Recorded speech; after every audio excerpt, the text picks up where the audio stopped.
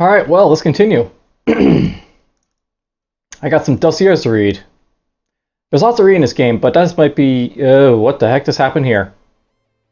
And honestly, yes, this is not in English, so...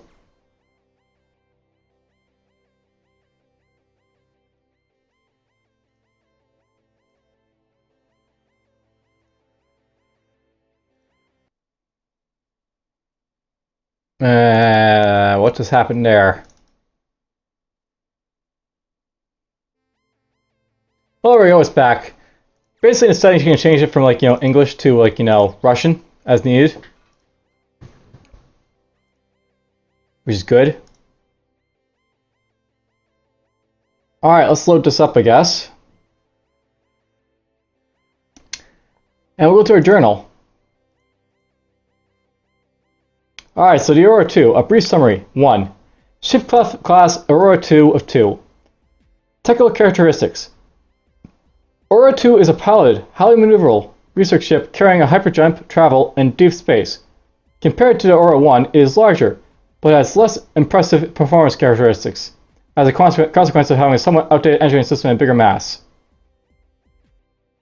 The ship's life support systems are designed for a crew of 300, but allow for up to 2-fold short-term increase no longer than a month.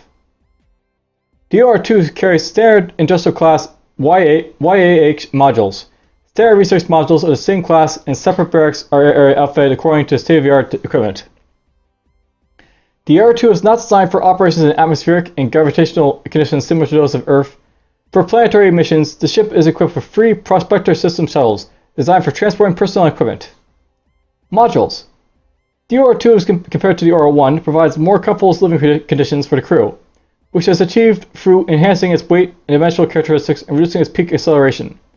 Apart from the YAH industrial research modules, the standard package consists of family habitation module, including water, food recirculator in case of emergency, designed for providing comfortable living standard for an average family of 11. Class A entertainment module, and a special issue YAH-2 medical module. To conclude, it bears mentioning that the Aurora 2 was constructed following the so-called Clark Directive to the letter. For more detailed information, consult full specifications of the spaceship Aurora 2. To contact the distributor, call the federal phone number 5289-845-4815-1623-4215. That's a very long number. And we got all these points here. So, basically 1, 2, and basically all that. So, this summary does not contain exact technical specifications or other details. It is aimed at people who do not have special technical education and is created to provide them with basic familiarity with the Aurora 2. The Aurora 1 is the Aurora ship that was developed by the Aurora International Project. Alright, so it's highly maneuverable for a space object of considerable mass. Hyperjump. See articles Hyperspace Engine of the abridged or unabridged edition of the Standard Educational Encyclopedia. Travel into deep space. 5. Outside the solar system. 6 was basically it's basically larger. The Aurora 1 housed 200 crew members and did not support installation of additional modules. The Aurora 2 is designed to house 300 people and doesn't support the installation of the information additional modules. So apparently the Aurora 1 is a little bit less geared to what Aurora 2 can do. Alright, but it's less impressive performance characteristics. Of course, talking about the maximum velocity of a space object is a bit silly. Okay.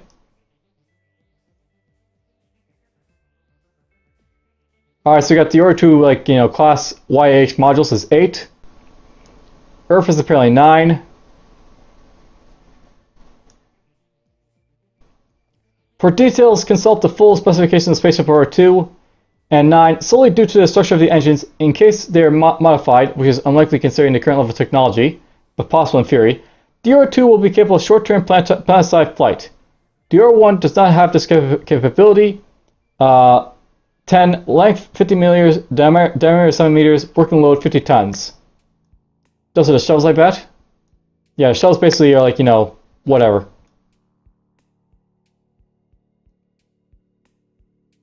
basically the shuttles, they have a length of 50 meters, their diameter is 7 meters, and they have a working load of 50 tons. So my shuttles can carry up to 50 tons of weight before they have to go, because they can't carry more than that.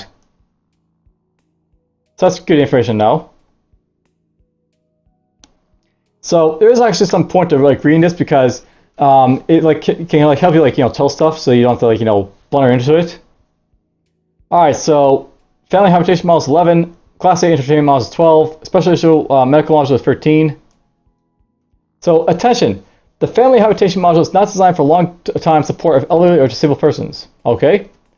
The A-class entertainment module, apart from the usual film theater and game room, contains an artificial park area with a system capable of realistic implementation of weather. Brought to Aurora 2 by the FAF, Fund and Family, formerly known as the UAC. And of course, the medical module, equipped with a prototype tissue regeneration system, important. In case of system crash, need to force the YAHS operating system to roll back to version 25003 and select the YAH1 instead of the YAH2. Although it will render the prototype system out of commission, it will allow you to use regular medical devices. Probably don't need to worry about that. Someone else will probably worry about it for me, because I'm the captain, but whatever. And there's Clark Director is 14, and then of course this is the number right here. So see the article Isaac Clarke of the abridged or unabridged edition of the Standard Education Encyclopedia. The Clarke Directive states, every module and mechanism utilized in a spaceship must, in the case of software or medical shutdown, be able to function autonomously as a system or several subsystems throughout manual exploitation. So apparently, my stuff can be able to operate autonomously. That's cool. Call-in number is only free for the employees of the special offices of the Department of Cosmonautics. Full specifications of the spaceship Aurora 2 will only be provided for usage in similar special departments. All right, I guess that's good to know. So that's basically a non-technical summary of the Aurora 2. It's kind of cool. Let's go talk about the head engineer. So basically, we got Frances Sarah here. She's age 27. She's Orthodox Judaism, and she's obviously from the Israeli organization that is right there. Her parents are basically 68-year-olds and 70 years old. She was born in Israel in the Haifa district, Flava Kibbutz. Her education, no doubt in primary or secondary education. She served in the engineering platoon of the IDF, after which she was admitted to Caltech 2 with a scholarship. So, Israel is one of the countries known as the Free States, i.e. states that that are not part of the free unions. Additionally, the political regime of Israel is close to a theocracy, which makes it rather unique and distinct. And of course, California Institute of Technology, along with MIT, one of the most important technical science institutes of the world, 8th place in the worldwide rating. So apparently she's got some pretty good scholarly, going for her, I guess. Employment history. Internship was Caltech and MIT. Worked for the Department of Defense or of the European Alliance. Over 50 registered patents, out of which 20 are for military technology. Psychological profile. Subject was nervous during the evaluation, so the results may contain a significant margin of error, and her stress level is unknown. Her sexual identity is heterosexual, with complete rejection of anything considered a deviation in Orthodox Judaism. She's extroverted, low self-esteem, neutral reaction to violence, highly attached to her father, frosty relationship with her mother. In her work, she follows her higher-ups' orders, but in an area she knows well, she is capable of managing her other employees, although she does not seem to have outstanding leadership abilities. Her psychological reaction to violence is neutral, with slight approval in cases where the object of violence is something she despises. Alright, so she's basically pretty normal. Let's go look at Henry's profile here, I guess. So he's age 53, he's Catholic. His family is Megan, I guess who he's probably married to. He's probably got a few kids called Buck, Lisa, and Richard. His place of birth is Omaha, Nebraska, USA, American Alliance. And his education, Valley Forge Military Academy, later AANA. Where are those? One of the oldest cadet schools founded by Lieutenant General Baker in 1928, and the American Alliance Naval Academy, the largest military academy in the American Alliance, created after the merger of the USMA and the USNA. I'm gonna guess that's like the Marines and like, you know, the Navy.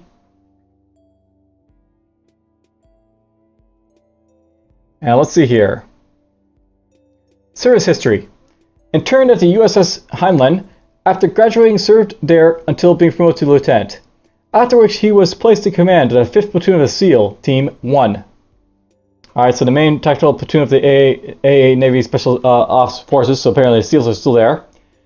Performed heroically during the Operation Monday 10/32. Top secret, will be declassified on whatever date. After which he was promoted to First Lieutenant and transferred to a newly created Marcano SEAL SPC. See article Richard Marcano of the unabridged edition of the Standard Education Encyclopedia. From here on, only SPS operations are mentioned, not accounting for general military operations and regular military action. So, you know, there's basically a lot of this technical babble going on all over the place. Where he stayed until being transferred to Aurora 2. He took part in the following operations: Monday 10/32, the Stuttgart Meinhof, Red Nicaragua, Fidel, New Rhodesia, Diamond Incident, and the Africans Incident. Alright, so psychological profile. Subject was phlegmatic and calm during the evaluation. He exhibits no signs of having too much psychological stress. His sexual identity is heterosexual. He's ambivalent. He's high self-esteem, resentful of violence, highly attached to his family and close friends, which may cause him to act irrational. In his work, he is mainly guided by surroundings, not predisposed to act based on intuition or instinct. Somewhat pedantic, maybe stubborn in certain situations. His psychological reaction to violence is neutral leaning towards spiteful, but not rejection. So he's basically not very, like, you know, into violence, this guy, but he's not going to outright reject it. That's probably a good, you know, thing for a soldier, I guess. Alright, and then there's Gordon. So Gordon, data error. Age 29, religion atheist, family NA, place of birth, Great Britain, so he's in the European Alliance.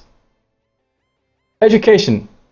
He's of the Silo Park Primary School, different Sci-Fi Secondary School, MIT Department of Theoretical Physics, PhD, Department of Microbiology.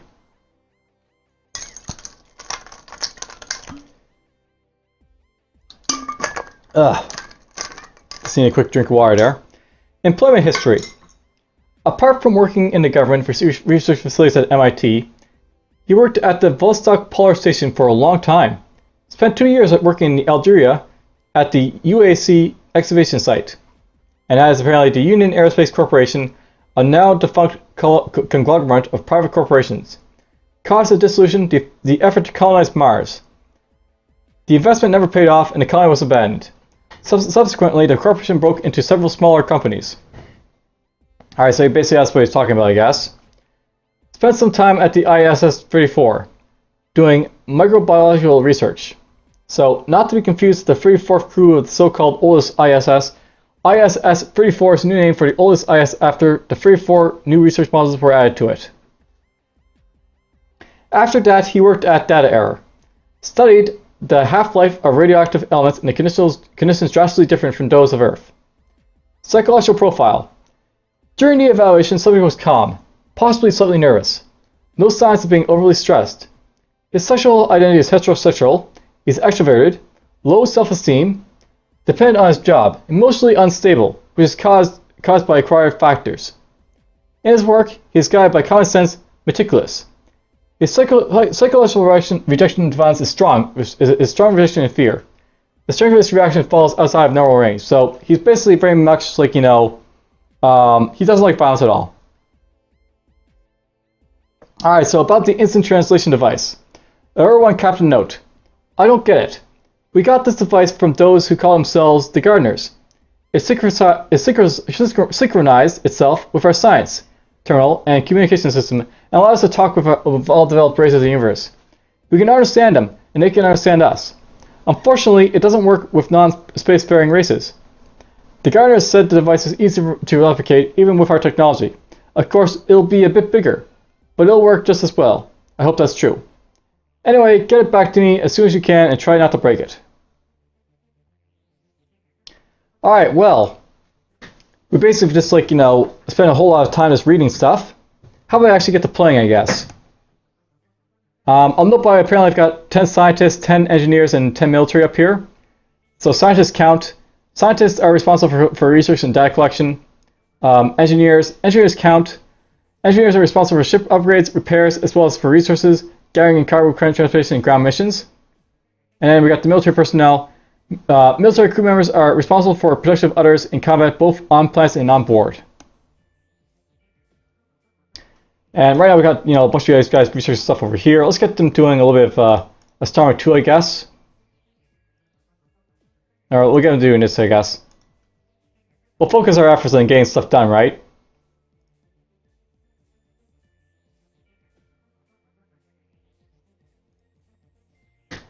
All right. Well, I guess we'll head out.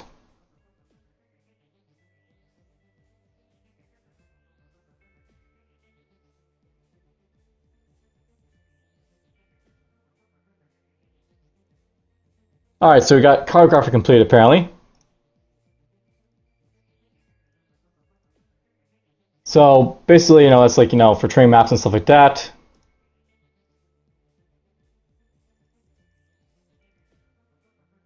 We'll get them to work on that for now, I guess.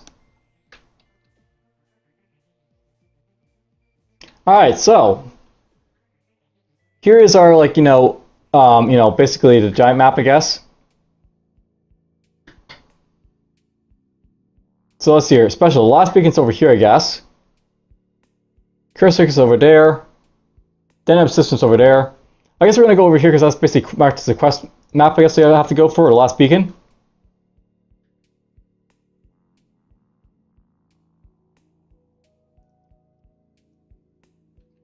So let's go up here, I guess.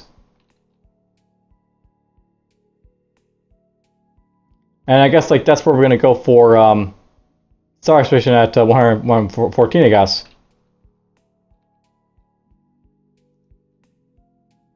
Alright, Goran wants to talk to you. He seems worried. Commander, it's calm down and explain everything. He's really trying to calm down, but falls in it. There's a spaceship over there, Commander. It looks like a tree. What do you mean, like a tree? I mean, that is a tree. The entire spaceship is a giant tree. Oh, I've read something similar to this in a report from Aurora 1. They are peaceful. However, we should be careful. Over. What do you mean? Tell me more.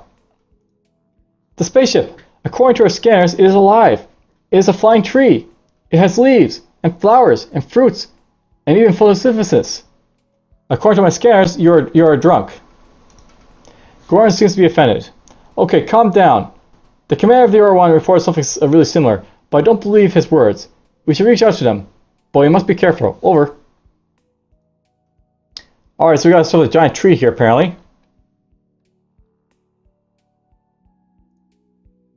This is a spaceship of the Garner's race. It is currently friendly.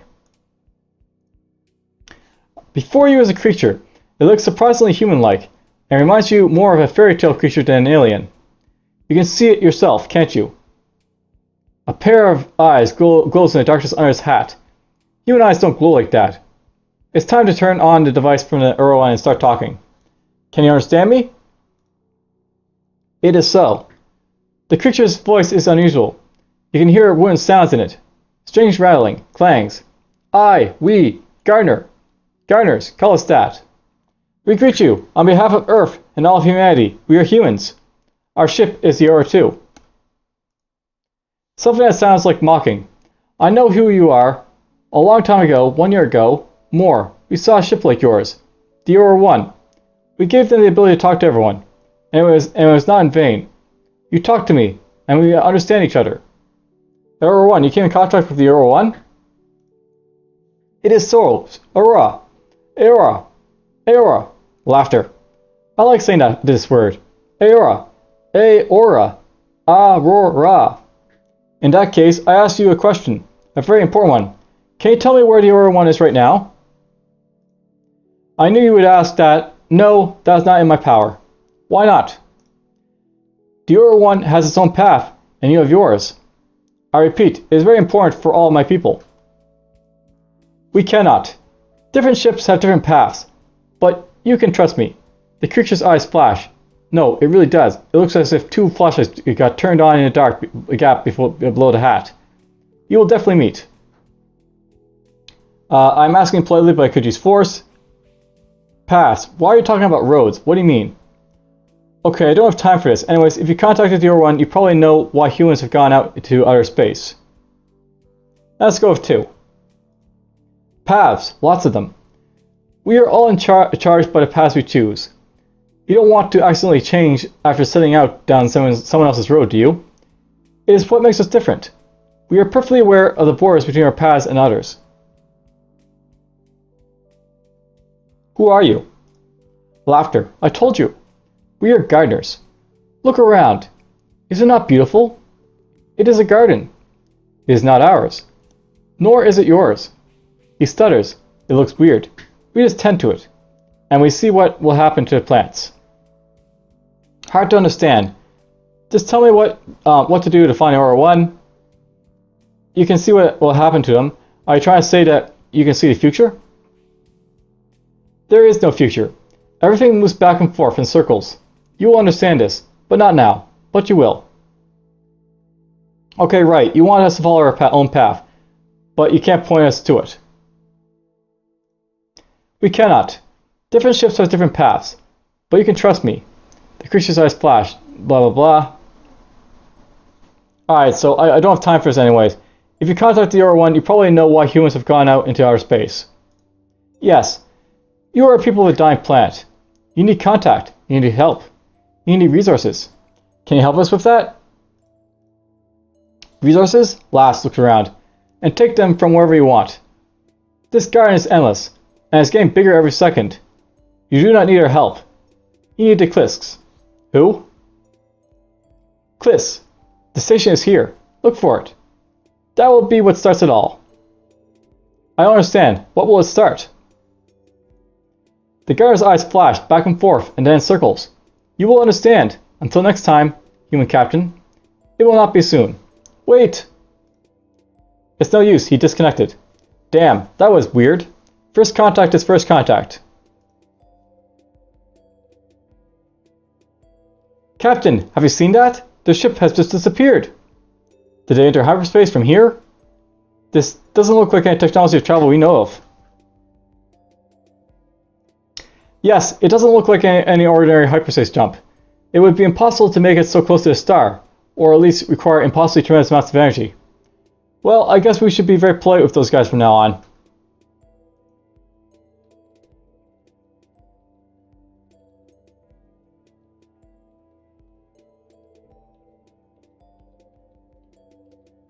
Alright, so there's a Cliss, I guess.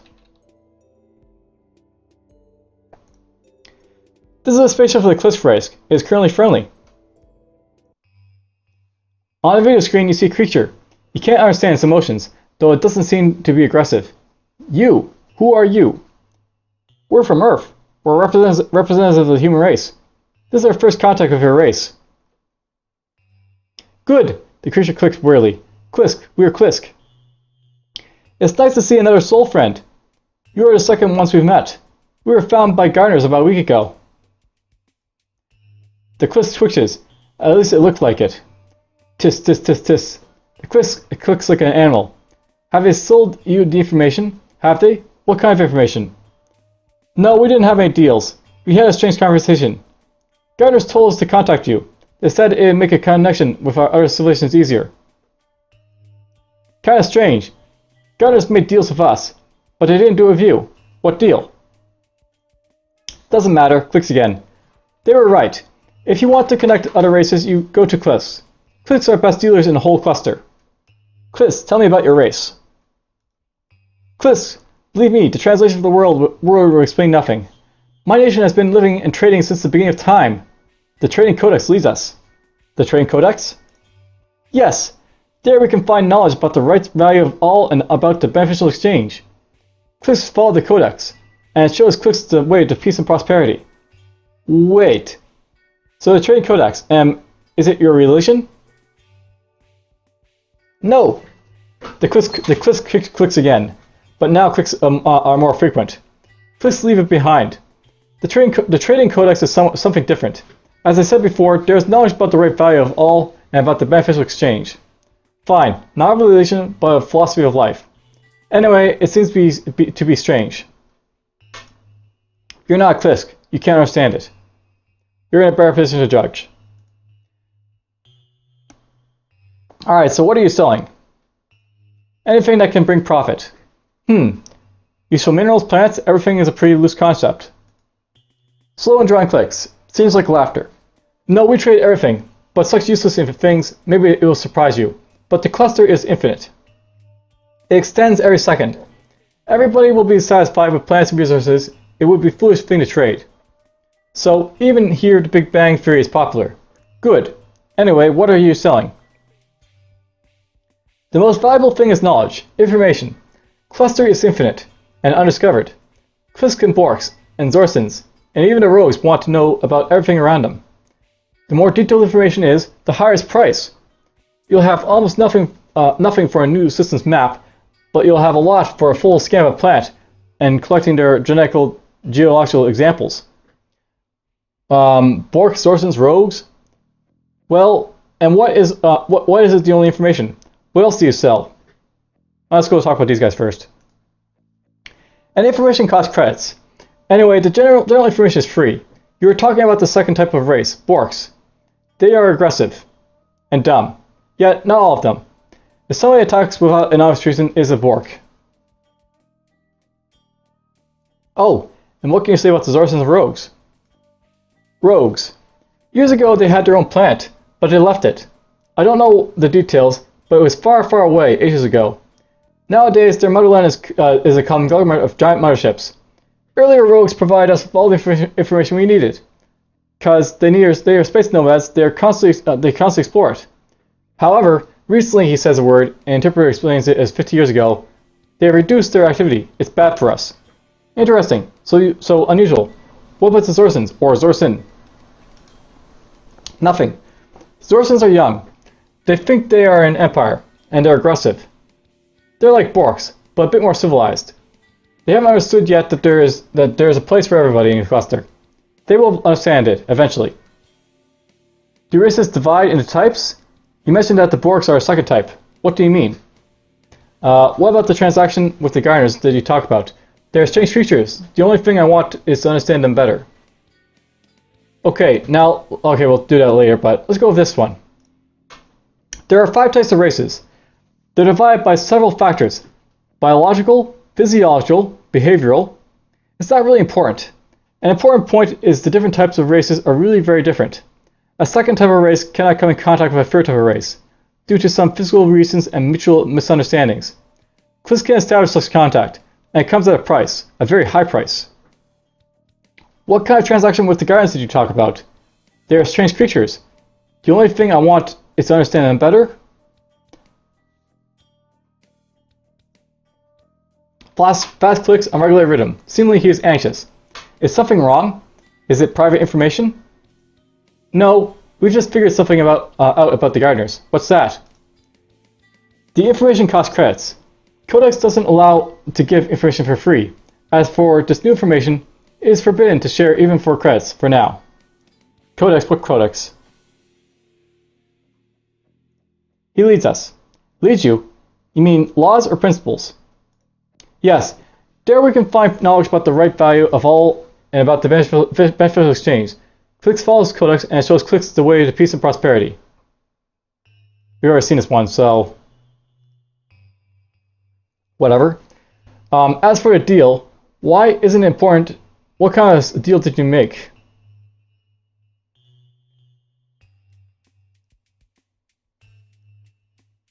Alright, so fast moving clicks. A bargain is good. Codex says about a deal, but a deal might not happen. If you need the coordinates of the capital planets, you can get them for free. Capital Jester. Clicks on it hastily, gradually slowing down. Furthermore, I'll provide you with information that will not only help you establish a diplomatic contact, but also will give you the opportunity to gain a benefit for civilization. That is the deal. You will have to pay. What's the price? You may pay with credits, 7 credits for information about any race, even Klisk's, but I guess you have no money for that. If I'm right, we can exchange information about your civilization for information about any race. We believe it is an even trade. However, if you have money, we will be glad to have a cash payment. Alright, so, okay. Information. What do you want to know about my race? It depends on things you want to give. You can give just some basic information about you and your nation. It'll be enough to make an exchange. Okay. What will I get if my information is more detailed? It depends on quality and quantity. You'll have a nice bonus for a full biological report, plus a good historical background. It's hard to say exactly now, you know.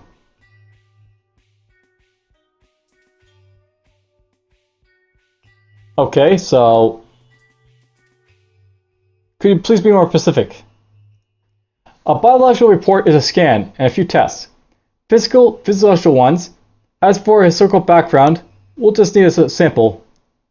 It took some time until the device finds an appropriate word. Simple book with information. Do you have such things? You mean a history book? Yes, you call it so. Is rather profitable. When do we start? Okay, you know, I would like to tell me some things again. What is the reward for additional information? I'm glad we've come to an agreement.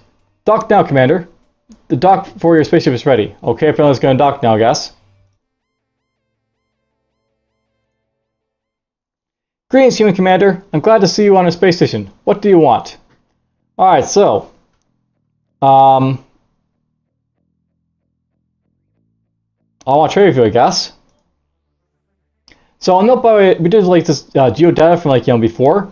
We're going to sell that and we're just going to get some like, you know, information about other stuff, I guess.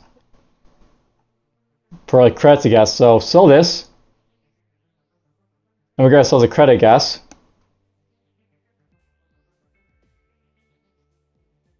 Resources. You can buy resources for credits here. Not the most profitable deal, but it could be useful in critical situation. You will not be able to sell any resources. Not sure what I need resources for just yet, so we'll ignore that for now. Alright, I'm interested in getting course about the capitals of our races, I guess.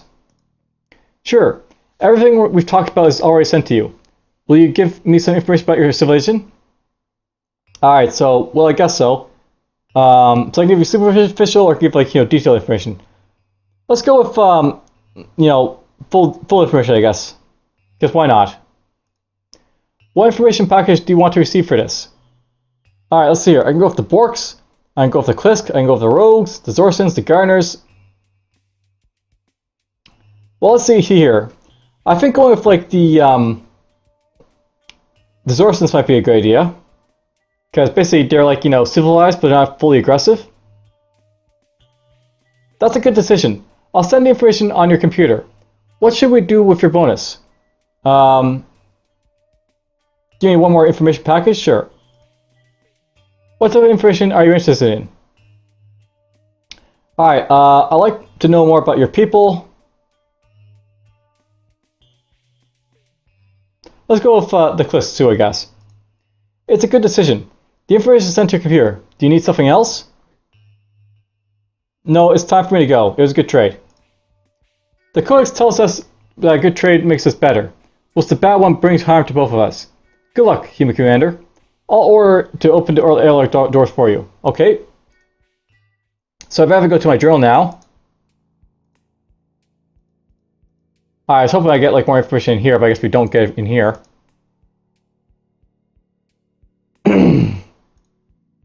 Or actually we do, I guess. So the last beacon. Talking to the guard didn't clear anything up and in fact confused me even more. Well, let's see, a slug of water.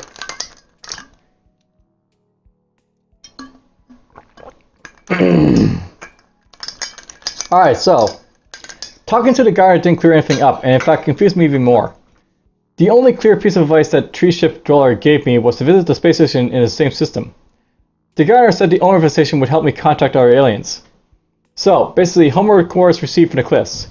I know where the Klisk are, I know where the Zorsons are, the Borks, and the Rogues, apparently. Unfortunately, we didn't find out anything new about the Euro 1. We'll have to look in our places, maybe we'll pick up their trail.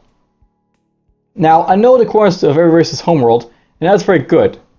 Was it wise to trade detailed information about the humans, even in exchange for same information about the different solutions? I think it was. After all, there was no critical info in that package. Although the brass would probably tell me I might receive too little exchange in such valuable intelligence. Well, now I think that is true myself. Alright, so we basically did a little bit of trading with him, I guess. Okay, let's scan this place. Alright, so scan results. It's got breathable atmosphere. It's got size medium. There's no biological activity detected though, so that's unfortunate.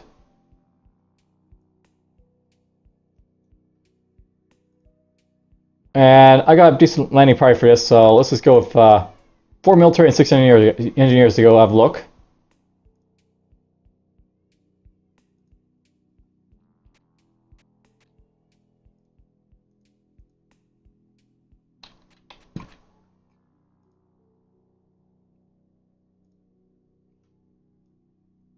Drop these guys here.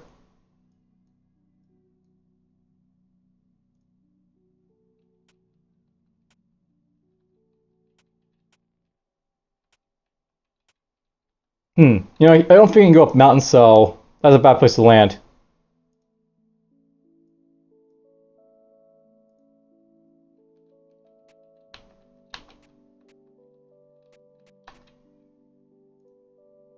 Alright, you really have to be careful where you land in this, I guess.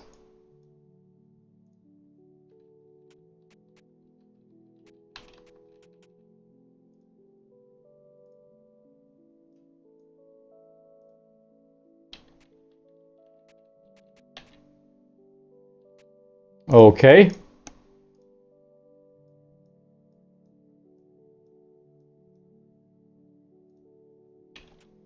There. Interact, got the gold.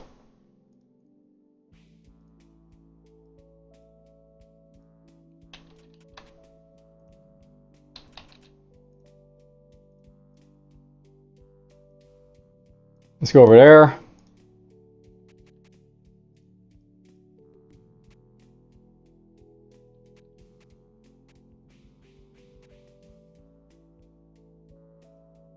Alright, so that's acid rain. I don't know if it's bad for my guys to be in acid rain, so we're just going to jump into this now, I guess.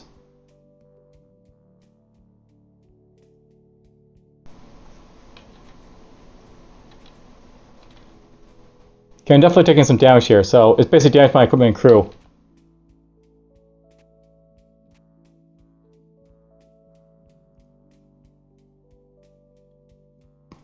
We're going to leave that alone for now, and we'll basically come back to it after we explore this system over here, I guess.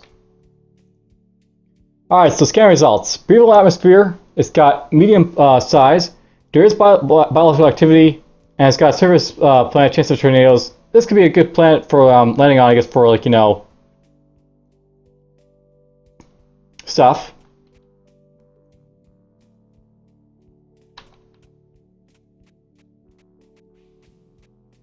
Let's go find some biological activity to kill.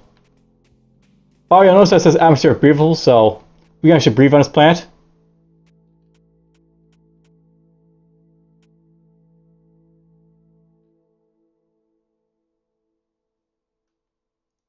Oh, we're on far range of that thing.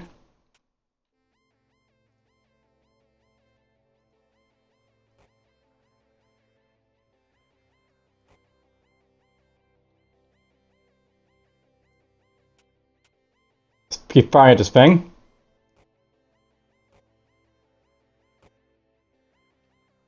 So it's kind of interesting how like it basically works with like, you know, these alien creatures you find. You basically come up to it and it's like you can interact with them, and you get data for them. So you basically picked up an unknown alien corpse, basically. So basically now I can get like, you know, research project for like an unknown alien animal.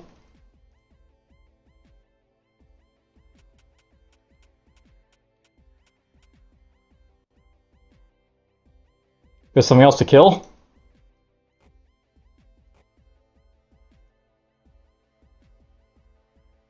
Guess we killed it.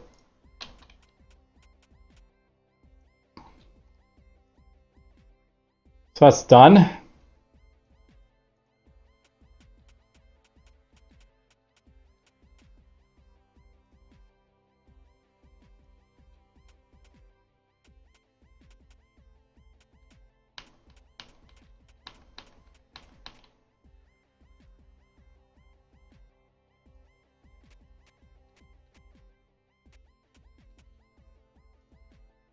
And no bother there's a wraparound for these worlds because, you know, they are, you know, worlds. So they have like wraparound on them.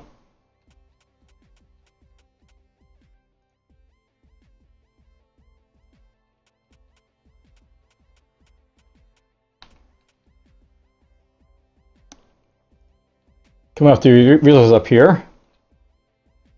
Fire!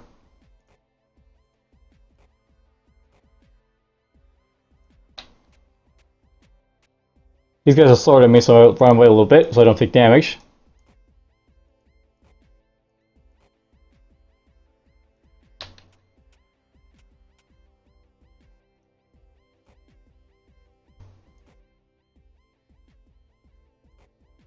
There we go, kill them both.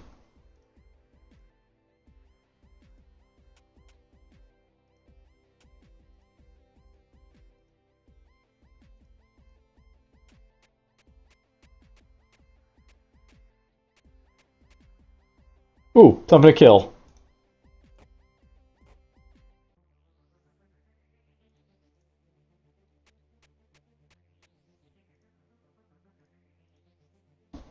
Alright, so that's basically all done.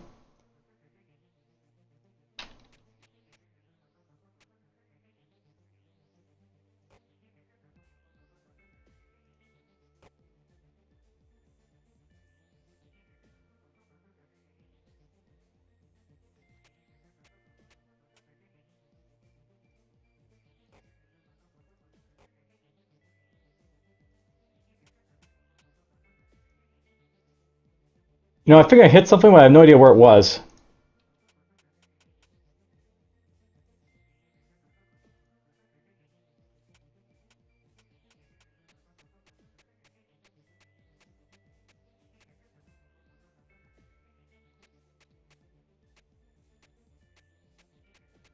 I'll probably kill that in a moment, but we're just going to go down to our ship first.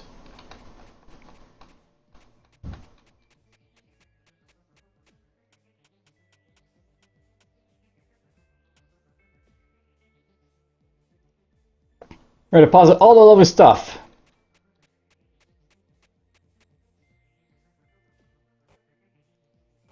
So killing, I don't know, the killing things are pretty important in this game because you get data for, like, you know, collecting your corpses and stuff.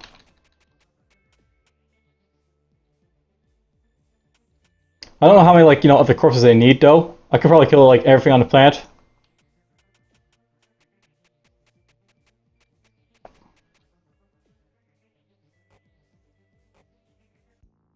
And probably not, like, not necessary for me to kill everything, but, you know.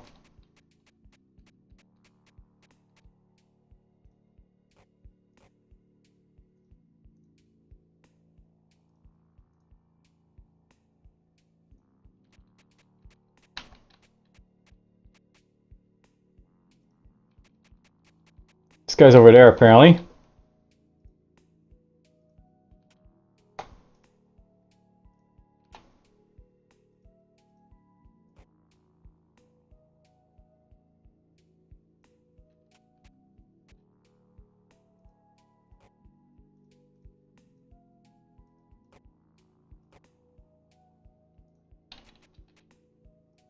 Collect this guy. Cool, we got our gold.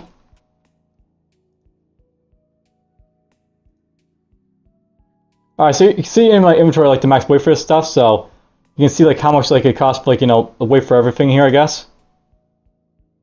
So 2, free, free, free, that's basically, you know, 1 times basically everything I basically collected there.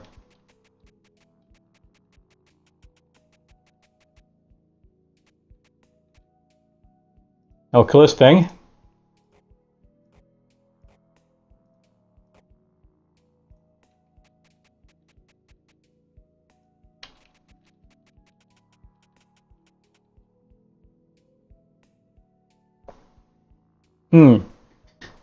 I'm getting an idea that perhaps with, like, you know, stuff I'm basically gathering here, it's possible that, like, you know, I don't really need to kill every single animal.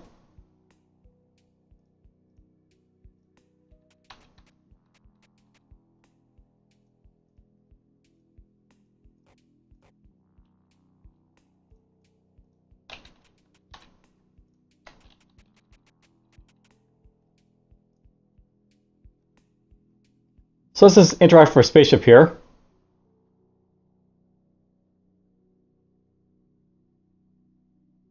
And I'm going to go to my ship, my inventory. I'm pretty sure the only good thing about, like, you know, basically killing all those guys is that, like, you know, I basically get, like, you know, like research ability now. Basically, I can go into like this and, like, you know, start like researching like these aliens for, like, you know, selling like their data to like the Clisks. So we'll do that with those guys. A set of tasks for researching alien animals. Autopsy, chemical, biological tests. Search for weak points of the object. Let's go over here, I guess.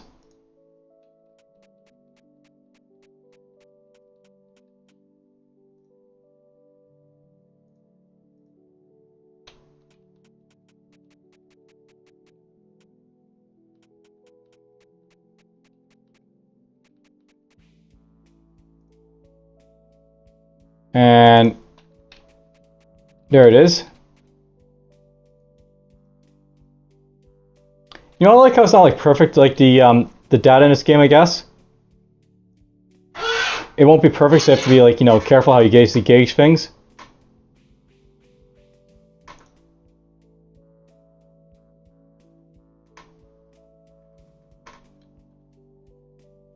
All right, we did research for the, you know, the animals, I guess.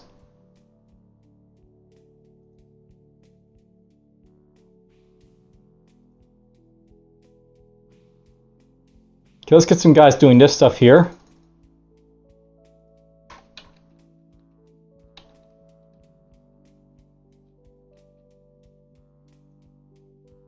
And we're gonna try jumping over here now that, like, time's passed and, like, you know, the asteroid radius is still pretty bad. So we're not gonna go there, I guess, just yet. I kind of wish you could see, like, the acid rain where it is, if it's, like, you know, like that, but whatever.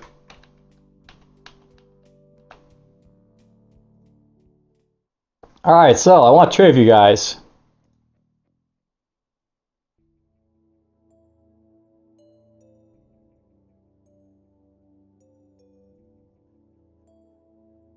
I guess I don't really care about the alien, like, you know, biology and stuff like that.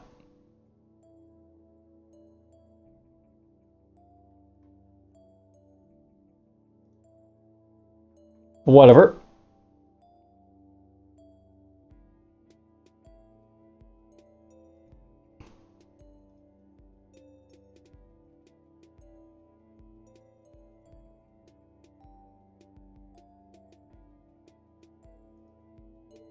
You know, I'm gonna guess that the planet down there isn't habitable, so we're not gonna worry about it too much, so let's move up here. Where are these guys?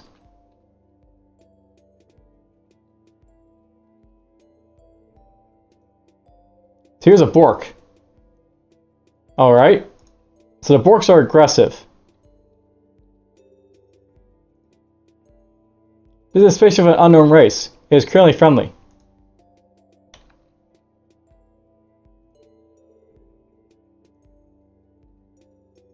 Do I dare talk to the Bork? Probably not. Alright, so we got no biological activities. It's basically a full stone planet. It's got meteor showers.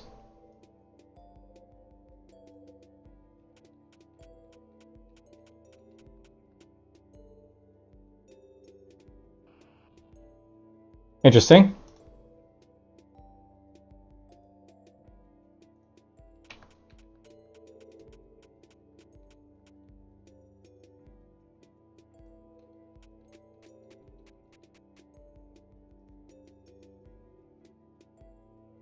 I bet those could hit me and they'd be very dangerous to be hit by.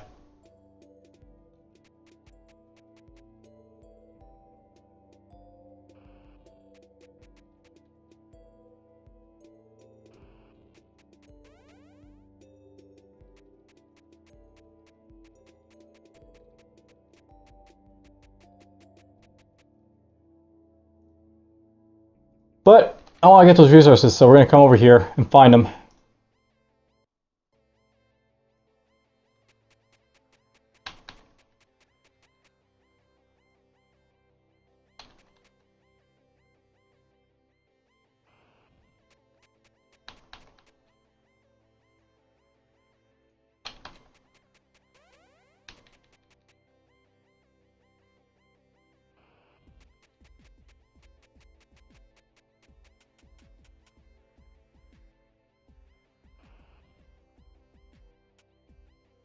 Alright, well that's all done.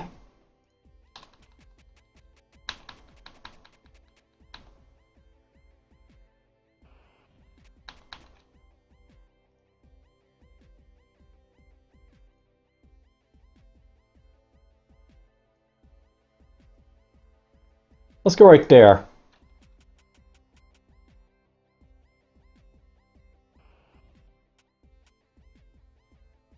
Okay, we got a new resource project for cartography, that's pretty good.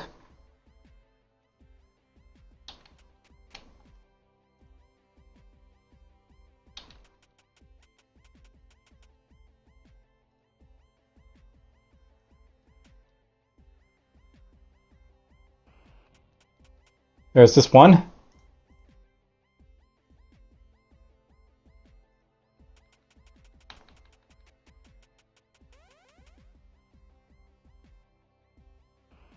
For a moment there I thought I might get hit by that, but whatever.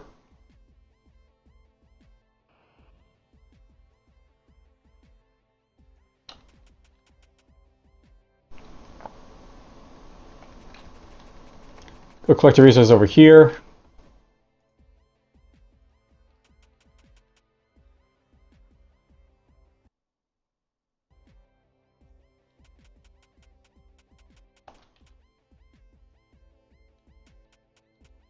You know, I wonder how the things like work. Maybe it's like, you know, these only like indicate like the position that they might be in, but don't like indicate like how big they are.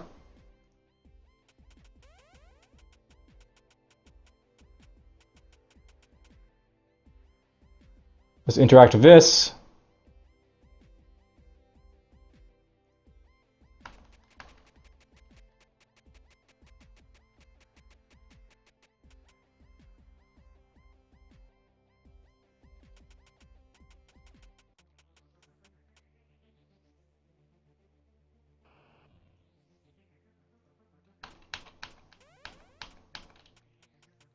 I gotta get back to my ship to get oxygen.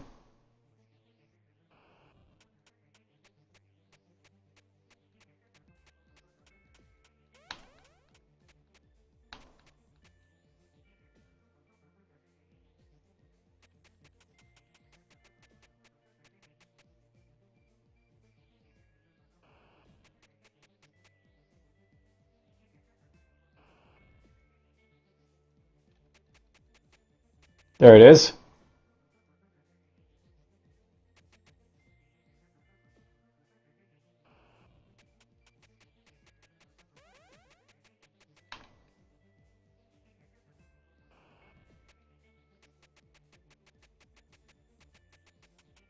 Now, note by the way, I think on the surface, like you don't like spend like an entire day moving around for stuff, so it makes sense to like, you know, to basically jump around like this to long like resources far away to save time.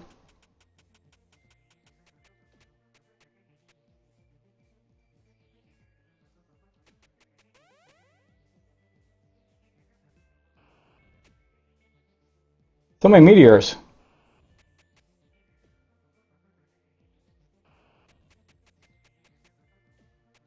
There we go.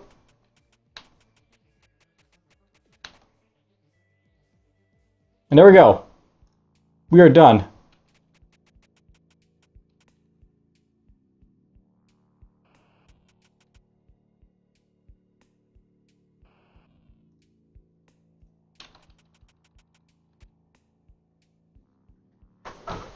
Just nab the resources and leave is what I'm basically after.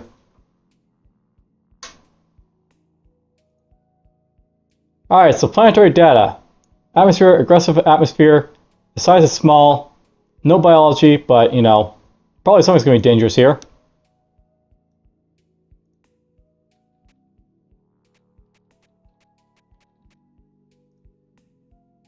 Get this. Wow, small planets are small. Basically got bigger, bigger like, sprite. Because it's a small planet.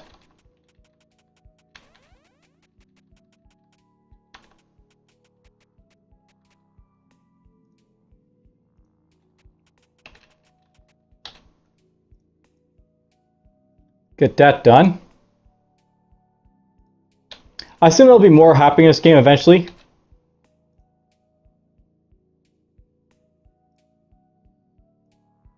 But for now, it's kind of like tame, which is fine.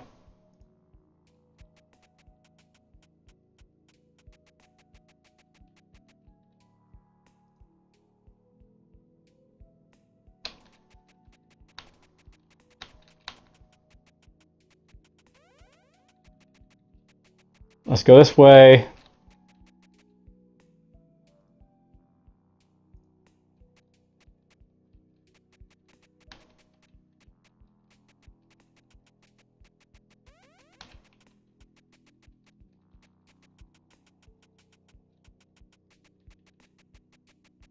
You know, I wonder how much of this was done with like random generation.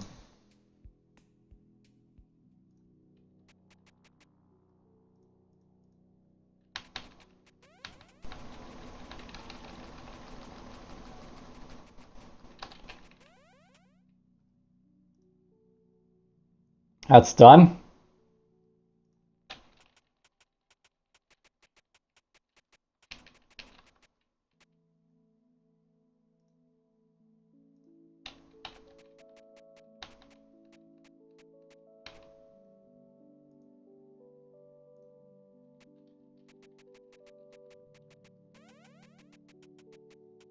Back to the ship from our auction.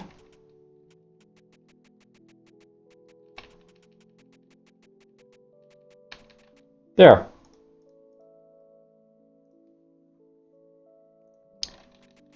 We'll make one more landing attempt to get more resources, and then we're out of here, I guess.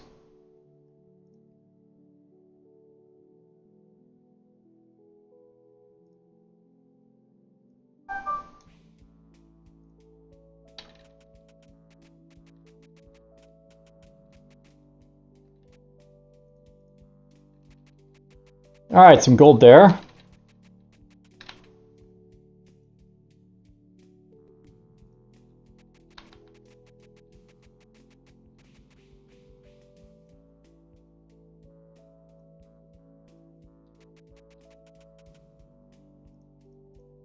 And there we go.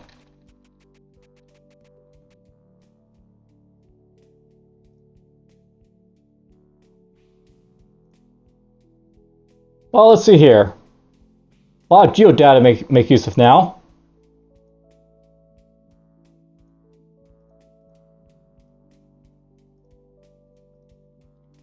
Let's get my researching going for all this stuff. It's gonna take a long time to get through all that data, but that's fine, I guess. Actually, you know what? Let's actually go for studying these guys.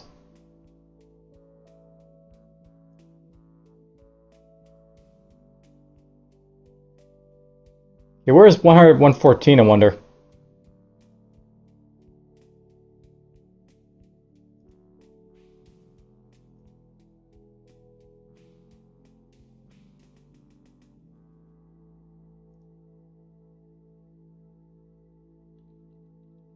Is this it here, I wonder? Cool, so materials in the Eclipse report. Finished studying materials about the alien race. A short summary was added to the codex. So we learned a bit about them finally. And those guys as well.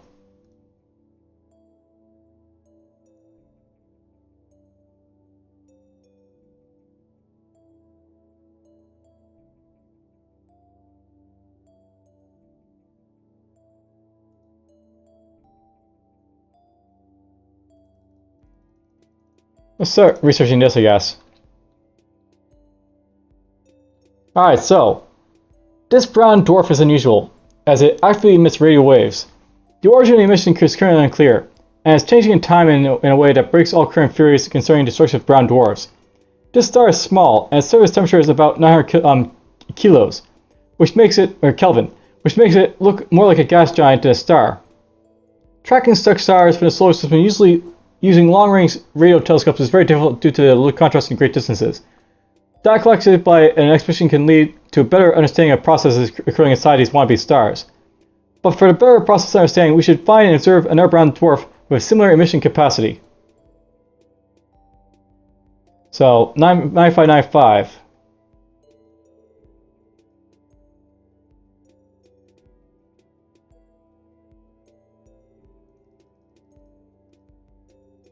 Something in a Pacific Star System for this one, apparently.